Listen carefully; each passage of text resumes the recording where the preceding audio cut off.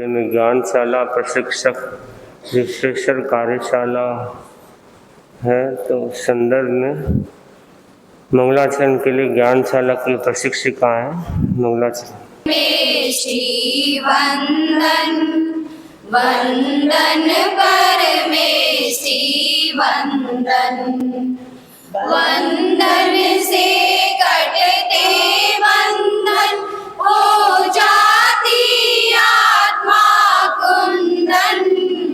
वंदन परमेष्टि वंदन, वंदन परमेष्टि वंदन। ऋषभ अजित संभव अभिनंदन, सुमति पद्म प्रभु प्यारा। ऋषभ अजित संभव अभिनंदन, सुमति पद्म प्रभु प्यारा। सुपार्श चंदा सुविधि शीतल, श्रेयांस वासु विभु न्यारा। श्रेयांस वासु विभु न्यारा। विमल अनंत धर्म शांति जिन कुंतु है चंदन। वंदन परमेष्टि वंदन, वंदन परमेष्टि वंदन। मल्लि मुनि सोव्रत नमि नेमि, पास प्रभु उपकारी।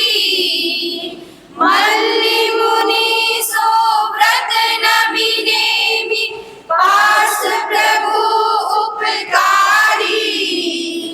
वर्धमान अति महिमाशाली, जाते सब बलिहारी। जाते सब बलिहारी। जिनवर गाते गाते, टूटे भव के बंधन। वंदन परमेष्टि वंदन, वंदन परमेष्टि वंदन। भिक्षु भारी श्री राय ऋषि जय, मघवा माणक गणिवर। भिक्षु भारी श्री राय ऋषि जय, मघवा माणक गणिवर। डालिम कालू तुलसी गुरुवर, महाप्रज्ञ प्रज्ञाधर। महाप्रज्ञ प्रज्ञाधर। महाश्रमण के चरण कमल में, शत शत है अभिवंदन। वंदन परमेष्टि वंदन, वंदन परमेष्टि वंदन। कर्मों के कारण भटका भव भव, शिव पथ तुम दिखलाओ। कर्मों के कारण भटका भव भव, शिव पथ तुम दिखलाओ। तुम ही एक सहारे प्रभुवर, नैया पार लगाओ।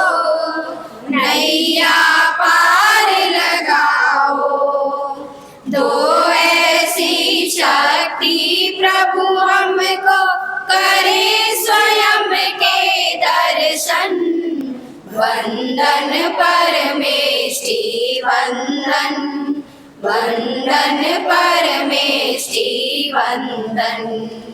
वंदन से कटते बंधन, हो जाती आत्मा कुंदन। वंदन परमेष्टि वंदन, वंदन परमेष्टि वंदन। वंदन परमेष्टि वंदन, वंदन परमेष्टि वंदन। पद्य वासना साउथ हावड़ा सभा केंद्र स्वागत।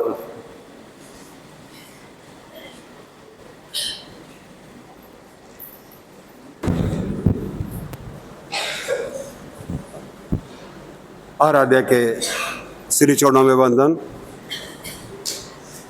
ज्योतिपुंज युग प्रधान आचार्य श्री महाश्रम जी के चरणों में भावरी वंदना। यहाँ विराजित मुनि श्री जिनेश कुमार जी एवं सहवर्ती मुनिवृंद के चरणों में मध्यम बंदामी। आज की इस कार्यशाला में उपस्थित वरिष्ठ उपासक प्रशिक्षक श्रीमान निर्मल जी नौलखा, आंचलिक संयोजका श्रीमती प्रेमलत भाई चौड़िया एवं श्रावक श्रावक समाज सादर जय जिनेंद्र। इस चतुर्मास में मुनिश्री ने मैत्री कृपा करके अनेक कार्यक्रम प्रदान किए हैं। उसी कड़ी में आज ये 2 दिवसीय ज्ञानशाला प्रशिक्षक रिफ्रेश कार्यशाला का आयोजन हो रहा है। मैं मुनिश्री के प्रति अनंत कृतज्ञता ज्ञापित करता हूँ। मैं आज के इस कार्यक्रम में प्रशिक्षण देने लगे पधारे हुए श्रीमान निर्मल जी ढोलका का भी मैं स्वागत करता हूँ, अभिनंदन करता हूँ। और इस कार्य पर मुनिश्री का मार्गदर्शन तो हमको मिलेगा ही, साथ साथ हमको निर्मल जी से प्रशिक्षण भी प्राप्त होगा। मैं आज के इस अवसर पर अपने बहनें, जो आप दीपावली का अभी सुबह चल रहा है, बहनें अपने घर की साफ सफाई में लगी हुई है, उसमें अपनी प्रशिक्षक बहनें निस्वार्थ भाव से आज के ये 2 दिन की कार्यशाला में उपस्थित हुई है और कुछ सीखने के इनको ललक है कि भाई कैसे ज्ञानशाला के बच्चों को आगे बढ़ाया जाए। मैं बहनों के प्रति भी बहुत बहुत साधुवाद देता हूं कि आज इस कार्यक्रम में आप इतनी संख्या में उपस्थित हुई है। इस 2 दिवसीय शिविर में कुछ अपने नया सीख के जाएंगे और बच्चों को नई ऊर्जा प्रदान करेंगे, ऐसे मैं आशा करता हूं, यही मंगल कामना करता हूं। पुनः मुनिश्री के प्रति एक बार कृतज्ञता। ओम हर।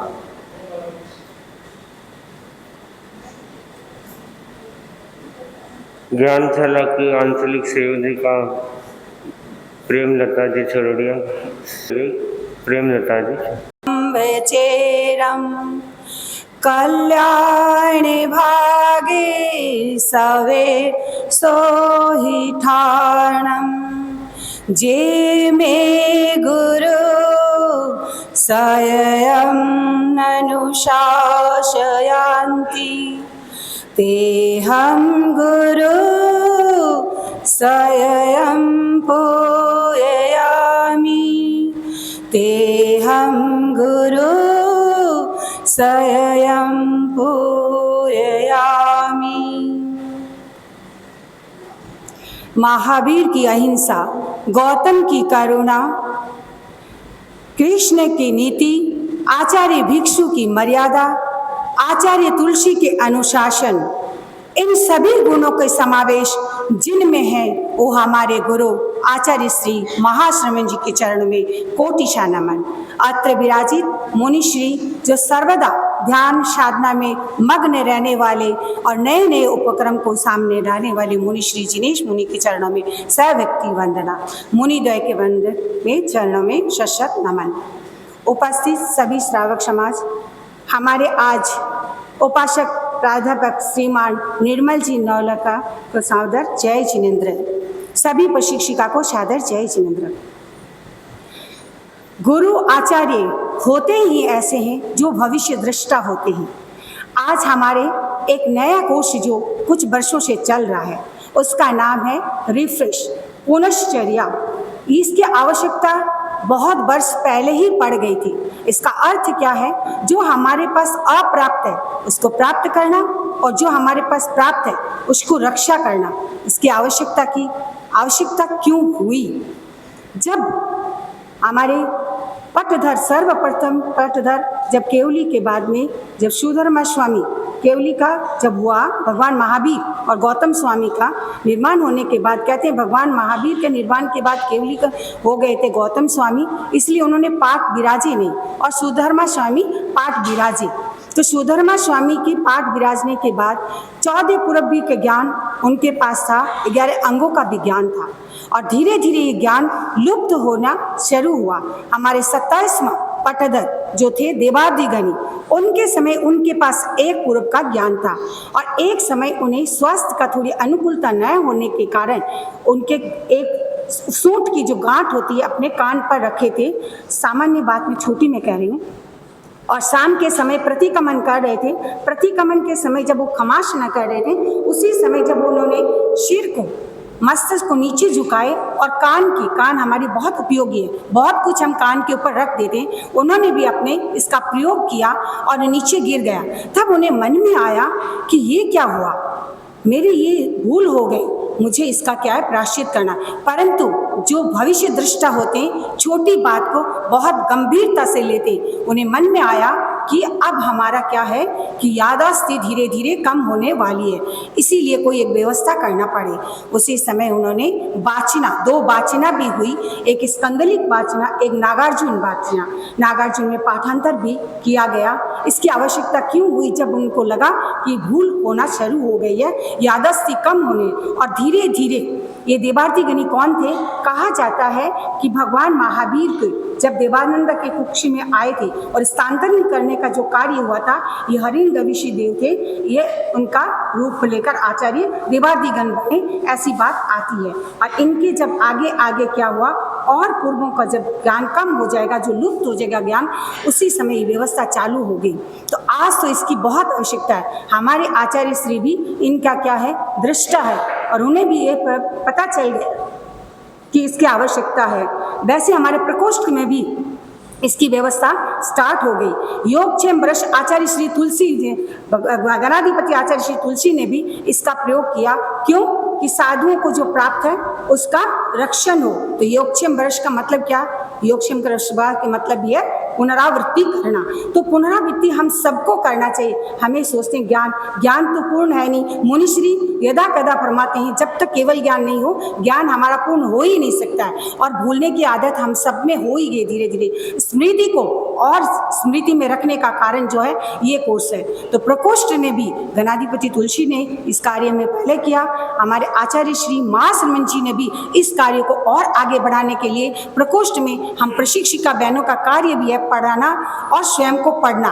उस कार्य को किस रूप में सुरक्षित रख सकते हैं, उसका एक रिफ्रेश कोर्स हमारे प्रकोष्ठ में चालू हो गया, जिनका आज हमें पुनरावृत्ति कराएंगे हमारे मुनिश्री एवं हमारे युगल भ्राता में एक भ्राता उपस्थित है, निर्मल जी भाई साहब, जिन्होंने वर्षों से हम बहनों को निखारा है और आज भी निखारने का कार्य करें। हम सब आज उनका लाभ लेंगे। मुनिश्री का अनंत अनंत हृदय से कृतज्ञता ज्ञापन करती हूँ कि उन्होंने अपना अमूल्य समय आज हम दोनों सभी बहनों को 2 दिन देंगे। तो सब बहनों से मेरा निवेदन है, कोई एब्सेंट ना रहे, मुनिश्री का पूरा लाभ ले, निर्मल जी भाई साहब का लाभ ले। इन भाइयों ने अपने गृहस्थ में है पर साधु से कम नहीं है, उनकी परिश्रम को अपने लाभ ले और अपने भी आगे बढ़े। ज्ञान को हमेशा सुरक्षित रखना सबका दायित्व है। एक छोटा सी दोहा के साथ कहना चाहूँगी, पान सड़े घोड़ों अड़े, पान सड़े घोड़ों अड़े, विद्या विसर जाए, चुलड़ी में रोटी सेके चेला की ननाई। मतलब यदि हमारी कोई भी चीज़ है उसका हम उलट पुलट नहीं करते हैं तो समय पर हम विस्मृत हो जाते हैं, भूल जाते हैं। तो हमें भूलना नहीं है, हम भूलना शब्द का ऐसा प्रयोग भी बार बार नहीं करना चाहिए, तो हमारी स्मृति और तेज हो, हम याद रख सकें। इसीलिए ये सब कार्यक्रम का समय समय पर मुनिश्री की कृपा से होता है और आज हमारे कोलकाता में इसका प्रारंभ हो रहा है। इसीलिए मुनिश्री के प्रति पुनः हम कृतज्ञता आभार प्रकट करती हूँ। ओम अरहम।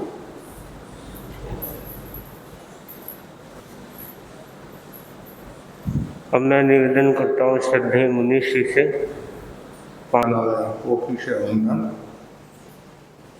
युग प्रधान आचार्य श्री महासमुद्र के तीसरा नाम है कोटि से वंदन। मुनिवृंद, उपास्य धार्मिक प्रेमी भाई और बहनों, दैनिक प्रवचन के अंतर्गत आज का विषय है ज्ञान की ज्योति जलाए। भगवान महावीर की वाणी है, नानेन जाने भावे दंसनेन सदय चारी तेन निगिन्नानि तवेन परिसुजय। जीवन में ज्योति का बहुत बड़ा मूल्य है। ज्योति नहीं है तो कुछ भी नहीं है। जिसके पास में बाहर की ज्योति होती है उसका भी बहुत मूल्य होता है। यदि किसी के पास में भीतर की ज्योति होती है उसका विशेष मूल्य होता है। और भीतर की ज्योति क्या है? प्रकाश। क्या है? ज्ञान। हमारे यहाँ एक चक्षु, द्विचक्षु, त्रिचक्षु वाले भी आते हैं। अलग अलग एक आँख वाले, दो आँख वाले, तीन आँख वाले। जो छद्मस्त होते हैं वो एक आँख वाले होते हैं, देवता दो आँख वाले होते हैं, वीतराग तीन आँख वाले होते हैं, विशेष होते हैं। तो कहने का मतलब है ज्ञान का बहुत बड़ा मूल्य है। इसलिए भगवान महावीर ने कहा है, नाणेन वीणा न हुंती चरणा। ज्ञान के बिना चारित्र की आराधना भी संभव नहीं है। ज्ञान के बिना न दर्शन की आराधना हो सकती है, न चारित्र की आराधना हो सकती है। ज्ञान का बहुत बड़ा मूल्य है। व्यक्तित्व विकास में, सफलता में ज्ञान की महत्वपूर्ण भूमिका रहती है। जिसके पास में ज्ञान होता है वह कहीं भटकता नहीं है, और ज्ञान नहीं होता है वो पग पग पर भटकता रहता है और दुख को, अवसाद को प्राप्त होता रहता है। धागे से पिरोई सुई कहीं गुम भी हो जाती है तो वापिस मिल जाती है। उसी प्रकार सब सोचते जो ज्ञानी है कहीं रास्ता भूल जाता तो वापिस अपने रास्ते पर आ जाता है। यदि वो धागे से पिरोई सुई नहीं होती और ऐसे यदि सुई गुम हो जाती है तो मिलना मुश्किल होता है। उसी प्रकार जिसके पास में ज्ञान नहीं है तो वो व्यक्ति कभी भी आत्मा का विकास नहीं कर सकता है। इसलिए ज्ञान की आवश्यकता है। ज्ञान का मतलब है जानना। ज्ञान का मतलब है जानना। किसको जानना? मौत तत्वों को जानना, आत्मा को जानना। मैं कौन हूँ, कहाँ से आया हूँ, मुझे कहाँ जाना है। इसलिए ज्ञानी जन बार बार कहते हैं तुम ज्ञान की आराधना करो। क्यों? ज्ञान वर्तमान में भी साथ रह सकता है और भविष्य में भी साथ रह सकता है। ये लोग और परलोक, दर्शन भी ये लोग परलोक साथ रह सकता है। चारित्र साथ नहीं रहता है। चारित्र नहीं है। ये भी बड़ी गजब की बात है। छठे गुणस्थान का धनी सीधा चौथे गुणस्थान में आ जाता है। आज से पूर्ण होने के बाद देवलोक में जाता है। क्यों? साधु की जो गति है वह देवलोक की होती है।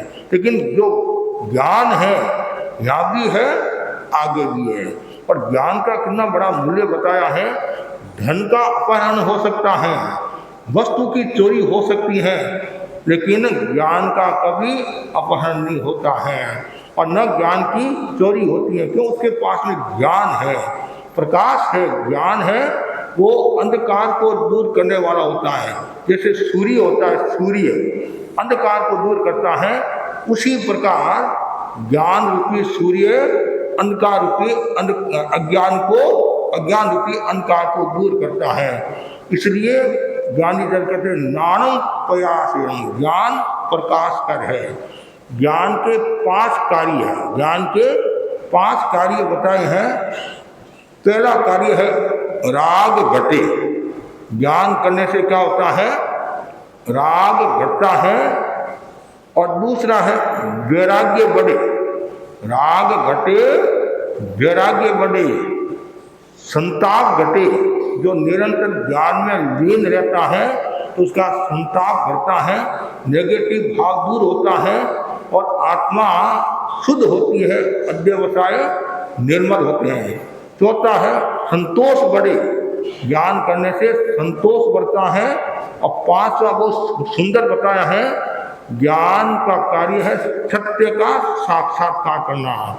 मतलब ज्ञान करने से वो सत्य का साक्षात्कार करता है, सत्य को प्राप्त करता है।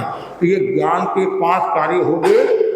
राग घटे, वैराग्य बढ़े, संताप घटे, संतोष बढ़े और सत्य से साक्षात्कार। और बताया गया है कि ज्ञान प्राप्ति के 3 हेतु भी है।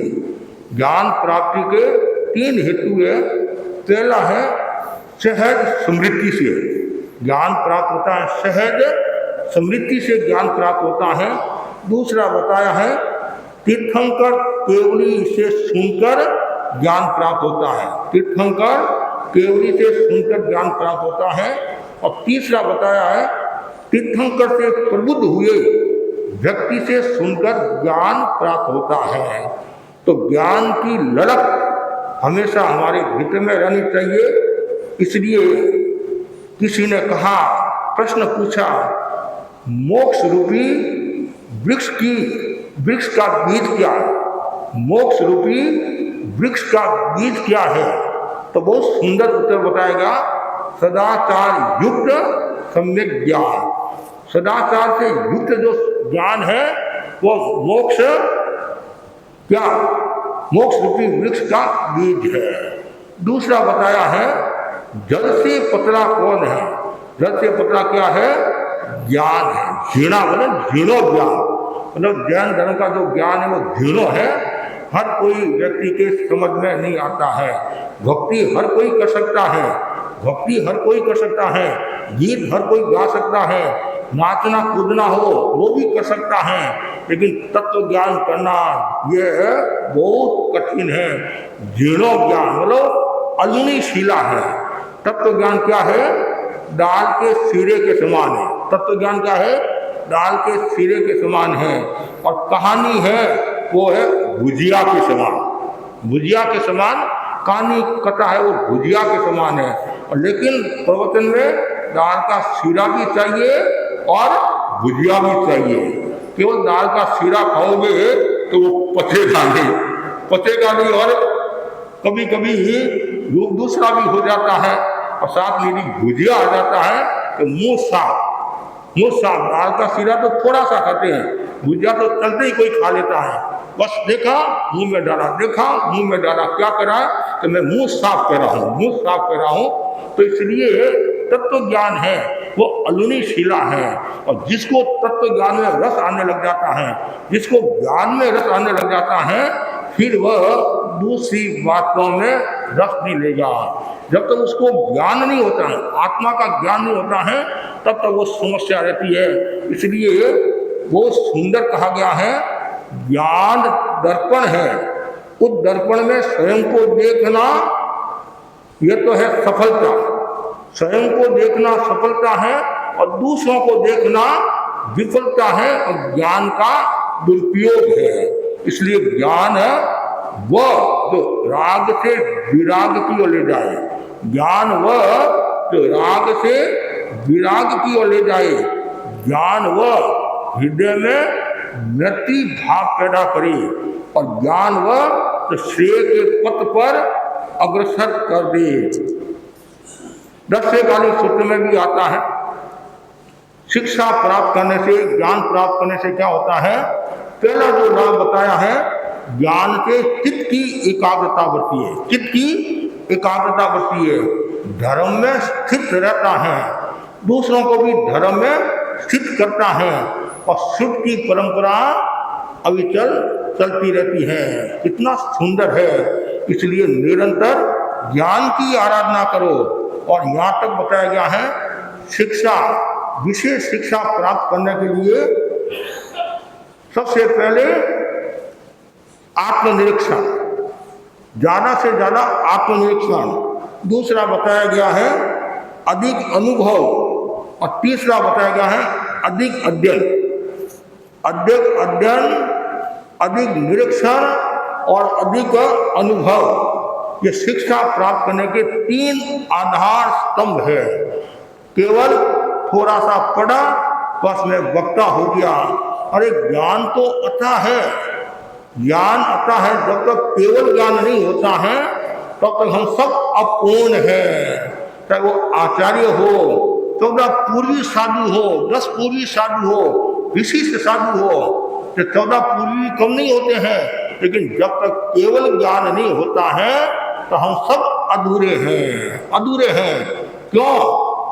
छद्मस्त है, कभी भी गलती हो सकती है और मोह के वशीभूत होकर, अज्ञान के वशीभूत होकर, कषाय के वशीभूत होकर कभी कभी गलत परिकल्पना भी कर लेते हैं। लेकिन जो तीर्थंकर भगवान है, जो जिनके पास केवल ज्ञान है, वो कभी गलत परिकल्पना नहीं करेंगे। इसलिए हमें तीर्थंकरों की वाणी पर विश्वास है। तीर्थंकरों की वाणी में झूठ नहीं है, तीर्थंकरों की वाणी में झूठ नहीं है। सन्मस्त कभी भी असत्य का सहारा ले सकता है, सत्य गुणस्थान का धनी असत्य का सहारा ले सकता है, ये सन्मस्त है। लेकिन जो तीर्थंकर भगवान की जो वाणी है एकदम सत्य है। इनमें निगंतम पावन सत्यम, यही निर्गुण प्रवर्तन सत्य है। इसलिए ज्ञान का बहुत बड़ा मूल्य है। और जैसे आत्मा के बिना शरीर का कोई मूल्य नहीं होता है, उसी प्रकार ज्ञान के बिना जीवन का मूल्य नहीं है। आंख में पुतली है तो आंख का मूल्य है, और आंख में पुतली नहीं है तो आंख का कोई मूल्य नहीं है। चेहरा बहुत सुंदर है और नाक नहीं है तो चेहरे का कोई मूल्य नहीं है। और सरोवर बहुत बढ़िया है, उसमें यदि पानी नहीं है, कमल नहीं है, उस सरोवर का कोई मूल्य नहीं है। रंग रूप में आप बहुत सुंदर हो, तो यदि ज्ञान नहीं है तो कुछ भी नहीं है। ज्ञान से विवेक चेतना जागृत होती है, और ज्ञान हमारे जीवन का अभिन्न अंग है। और ज्ञान से व्यक्ति हे उपादेय ज्ञेय को जानता है, मेरे लिए क्या करणीय है, क्या अकरणीय है। इसलिए ज्ञान का बहुत बड़ा महत्व है। जब गौतम स्वामी भगवान महावीर से प्रश्न करते हैं, सज्जानम बनते जीव किंग जनेयी, मतलब स्वाध्याय करने से जीव क्या प्राप्त करता है, तो नाना मन नित्यम कमम खवेयी, अर्थात इसका भावार्थ और अर्थ यह है कि ज्ञान प्राप्ति करना है तो उसके लिए क्या करना पड़ेगा, स्वाध्याय। जितना ज़्यादा स्वाध्याय होगा उतना ही आपका ज्ञान बढ़ेगा।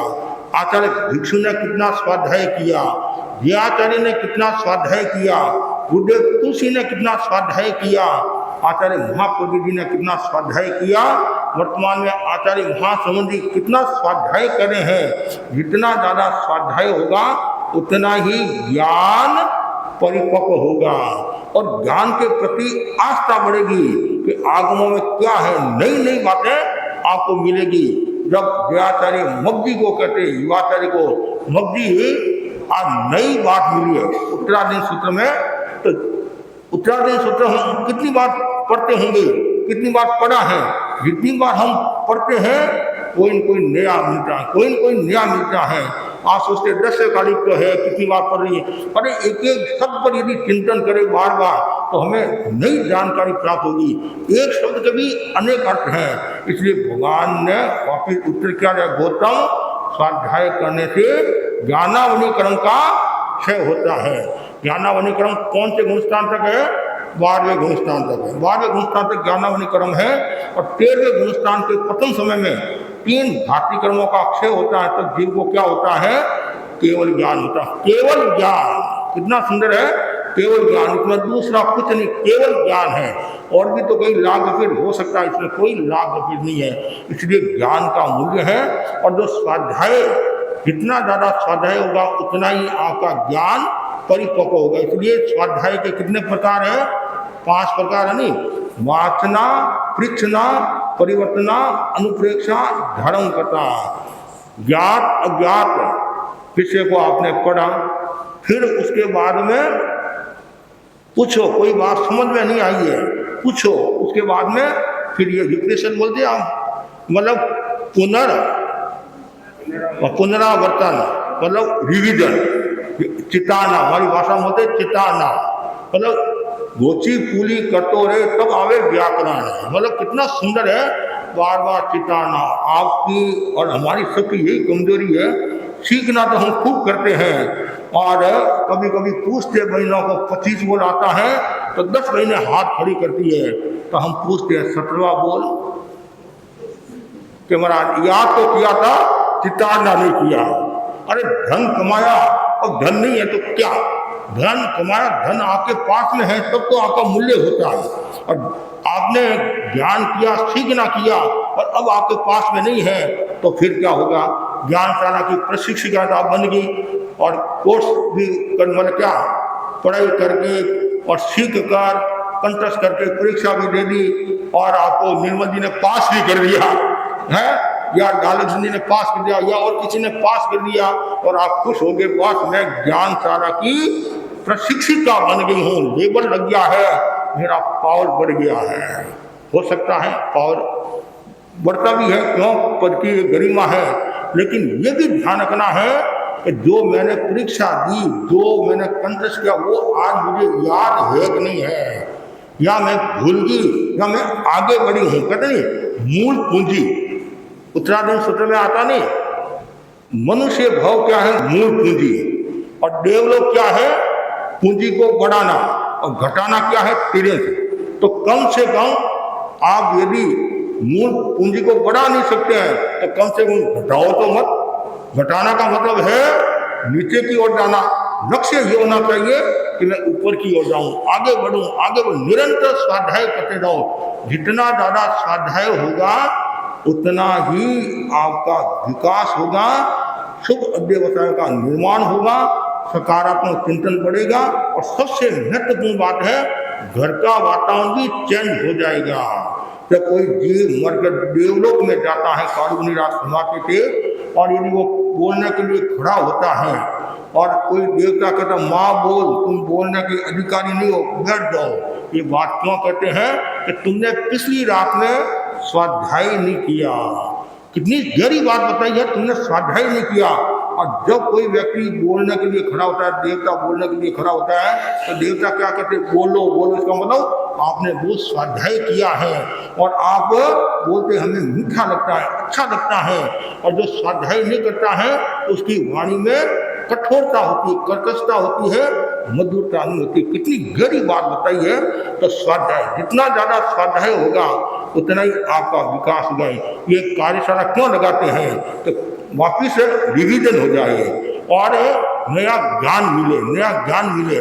तो हर समय मन में ये ललक रहनी चाहिए। जो बहनें नहीं आई हैं उनको भी सूचना देनी चाहिए कि आप अपना समय का एडजस्टमेंट करके ज़्यादा से ज़्यादा ज्ञानशाला प्रशिक्षण में भाग ले, और जिससे आपका ज्ञान भी बढ़ेगा, नई जानकारी भी मिलेगी, और विचारों का आदान प्रदान होगा। ज्ञान तो आपके पास में है, साथ में उसका अर्थ भी ध्यान में होना चाहिए।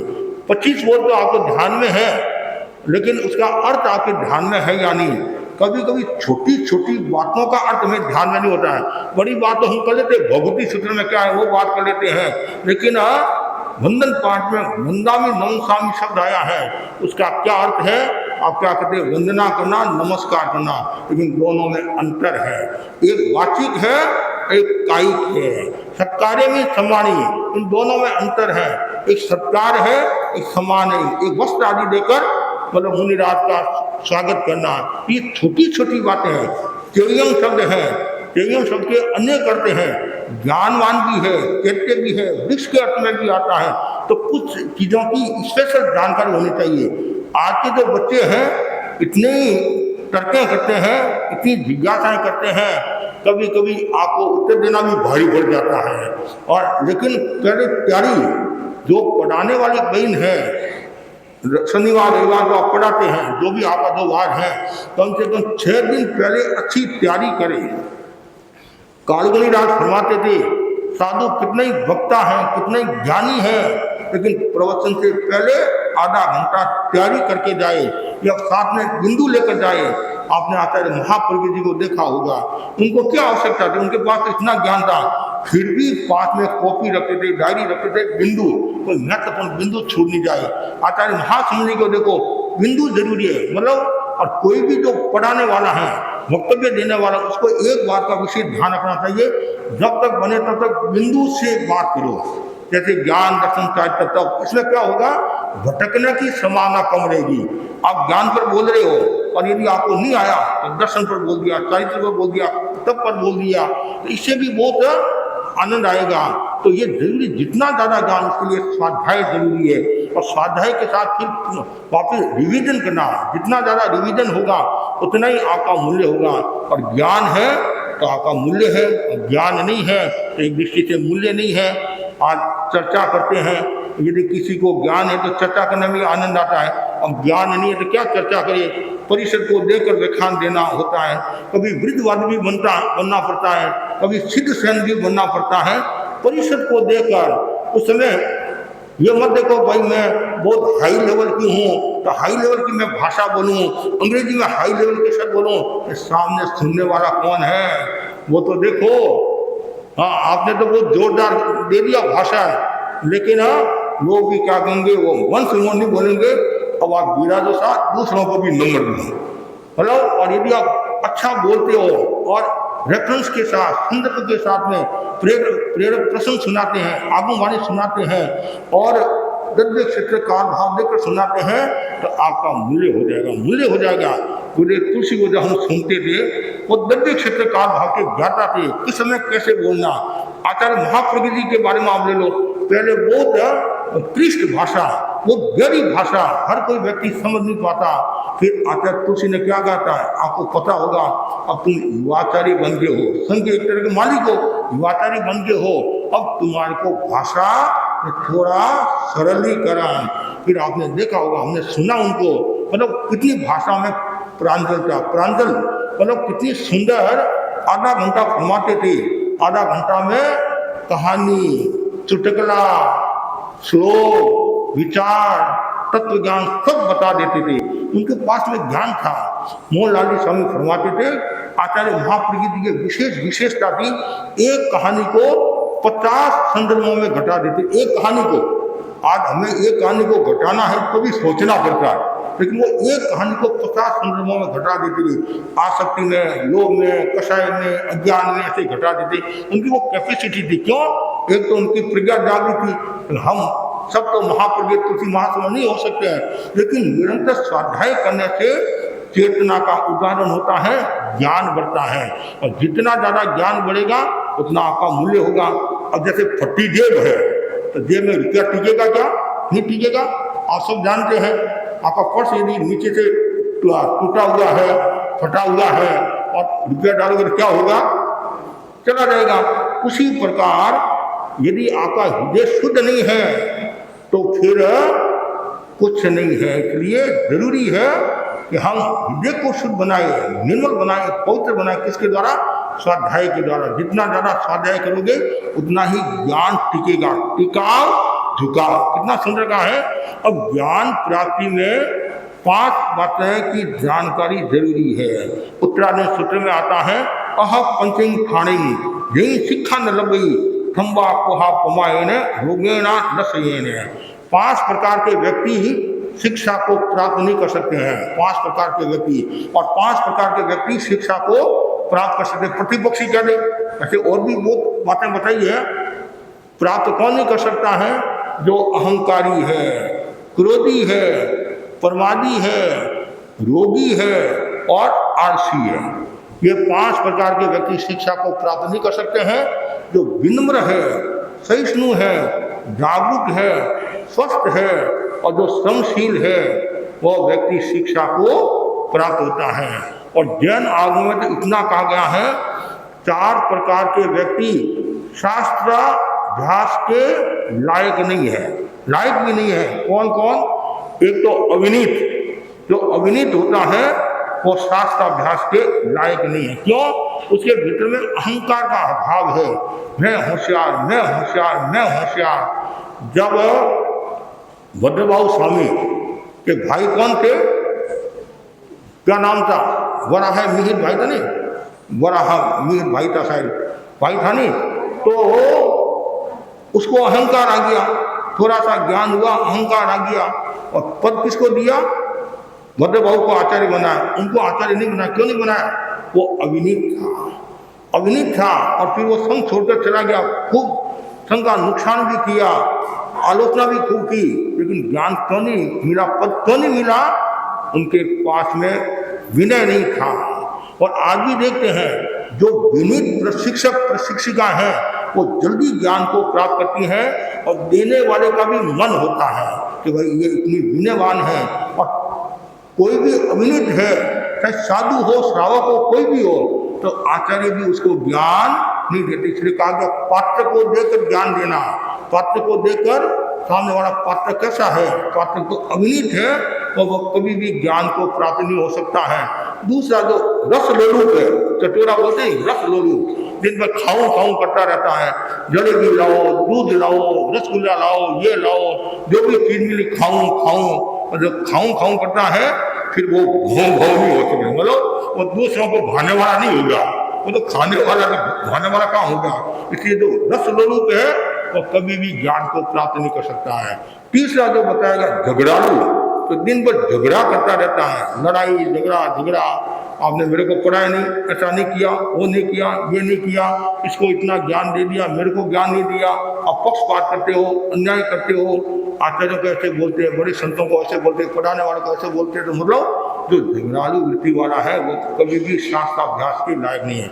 चौथी जो बात बताई बहुत महत्वपूर्ण, जो धूर्त होता नहीं, मायावी धूर्त छल कपट वाला, वो भी ज्ञान के अभ्यास के लायक नहीं है। ये चार बातें कितनी सुंदर है। अब हमें टटोलना है अपने आप को कि मैं अविनीत तो नहीं हूँ, रस लोलुप तो नहीं हूँ, झगड़ालू तो नहीं हूँ, धूर्त वृत्ति वाला तो नहीं हूँ। यदि नहीं है तो फिर आप बहुत आगे बढ़ सकते हैं। और अब जो ज्ञानशाला की प्रशिक्षिका के पास ज्ञान तो होना एक बात, साथ में विवेक विनय भी होना, और एक महत्वपूर्ण बात है जो पढ़ाने वाला है तो उसको धैर्य रखना भी जरूरी है। क्यों? छोटे छोटे बच्चे होते हैं और वो सब तरह के होते हैं, कोई समझदार भी होता है, कोई शैतान भी होता है, कोई चंचलता भी करने वाला होता है। आपके घर में बच्चे आप चंचलता करते कि नहीं करते हैं, उनको आप सहन करते कि नहीं करते हैं, तो ये सोचो समझो कि ये मेरा परिवार का समाज का है और मेरे पास में आया, मेरे विश्वास पर आया है, तो मेरा नैतिक कर्तव्य है उसको मैं प्रेम दूँ, ज़्यादा से ज़्यादा स्नेह दूँ। उसके उपरांत ये अति हो तो फिर सीधा उसको नहीं निकालना चाहिए, उनके माँ बाप को याद करना चाहिए। और माँ बाप को भी सीधा नहीं कहना कि आपका बेटा ऐसा है वैसा है, आप मतलब दोष भी नहीं लगे उस हिसाब से। कभी कभी आप भी निरीक्षण के लिए पधारो, निरीक्षण के लिए कि आपके बच्चे पढ़ते नहीं पढ़ते हैं, हम कैसे पढ़ाते हैं, तब माँ बाप को भी पता चल जाएगा। और माँ बाप जानते ही है मेरा बेटा कैसा है, वो भी तो जानते हैं मेरा बेटा कैसा है।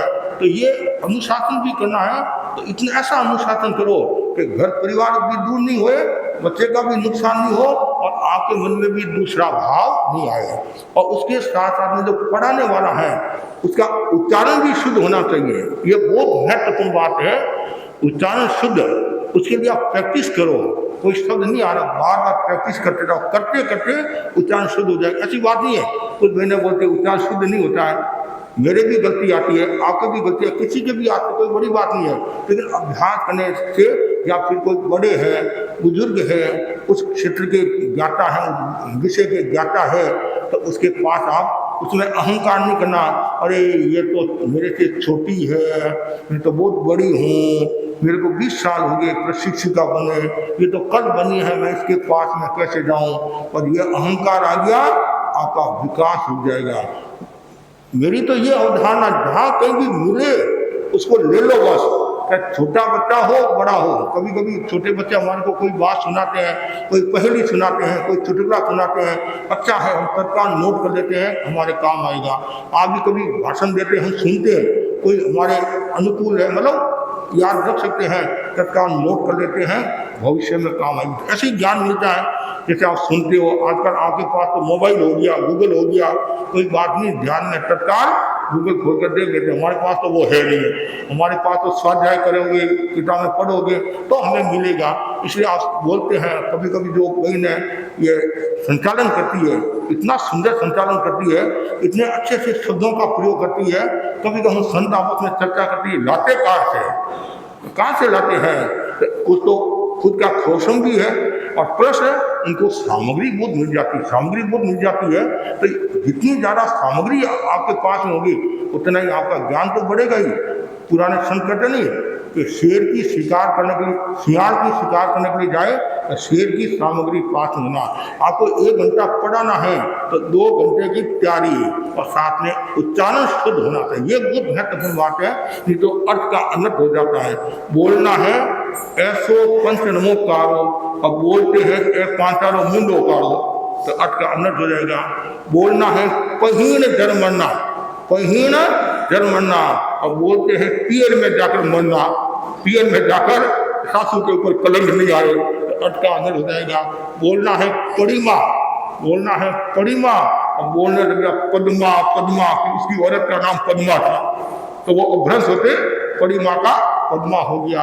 अब बोलना है कुंतुनाथ, कुंतीनाथ बोलते नहीं, कुंतुनाथ, तो बिंदी हटा दी और कुत्तीनाथ बोलने लगे, तो अर्थ का अनर्थ हो जाएगा।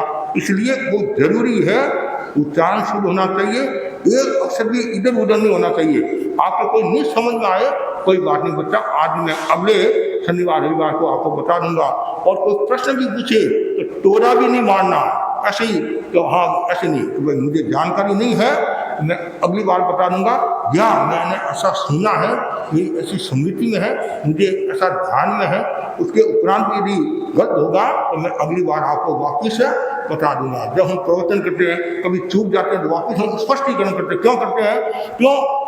आपके मन में क्या है, कोई महाराज ने जो बताया वो सही है, अब बात तो सब सही है, आचार्य ने बताया वो सही है, लेकिन अब कभी कभी मुंह से कोई निकल जाता है, ध्यान नहीं रहता है, तो वापिस संशोधन करना पड़ता है, ताकि सामने वाले व्यक्ति के गलत धारणा नहीं बैठे।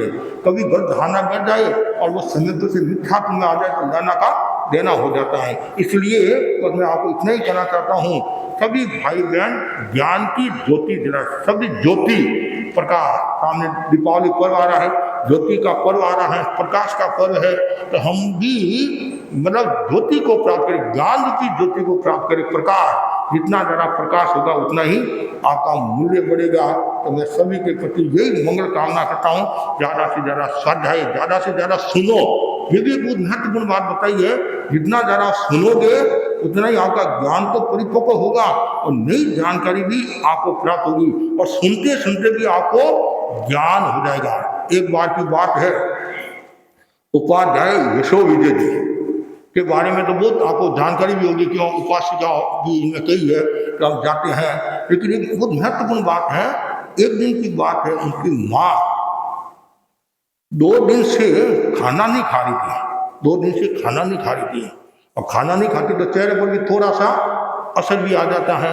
तो बेटे ने कहा, बेटा, बोला माँ खाना क्यों नहीं खा रही, क्या हुआ, कि बीमार है, आदि नहीं कोई बीमारी, तो कि बेटा मेरे नियम है, मेरे नियम है क्या, कि भक्तामृत श्रवण करने के बाद ही मैं नाश्ता करूँ। अभी बरसात आदि या और कोई कारण से मैं जा नहीं सकी, इसलिए मेरे ये नियम है, इसलिए मैं नाश्ता भोजन नहीं करूँ जब तक मैं भक्तामृत का श्रवण नहीं करूँ। तो जैसे ये कहा तो बेटा बोला, इसमें क्या, मैं तुम्हारे को सुना दूंगा। क्या कहा, मैं तुम्हारे को सुना दूंगा।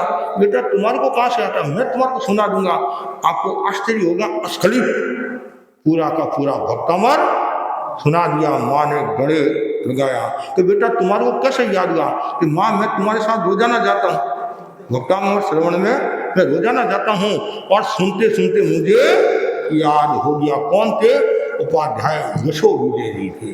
बोलो आप, ऐसे और भी आता नहीं, अभिमन्यु की और भी कई ऐसी बातें आती है, वो अष्टावक्र ऋषि की भी बातें आती है। तो सुनते सुनते अष्टावक्र ऋषि के बारे में ऐसा बताया जाता है, उसके जो पिताजी थे वो गीता आदि का पाठ करते, तो सुनते सुनते वो क्या बोलते, पिताजी ये गलत बोला है, ये गलत बोला, ये गलत बोला। तो कहते हैं पिता को गुस्सा आया, तो गुस्सा आया पिता को, तो मेरी गलतियां निकाल रहा है, मेरी गलतियां निकाल रहा है। तो अष्टावक्र ऋषि कहते हैं मतलब उसको वक्र कर दिया, मतलब ऐसे वक्र कर दिया। तो कहने का मतलब है घर में भी आदमी सुनकर ज्ञान प्राप्त कर सकता है, बाहर सुनकर तो प्राप्त करता ही है। तो कहने का मतलब ज्ञान करो, जितना ज़्यादा ज्ञान होगा उतना ही आपका विकास होगा। लेकिन एक बात ध्यान, पद्मम नानंद हो गया, पहले ज्ञान फिर दया।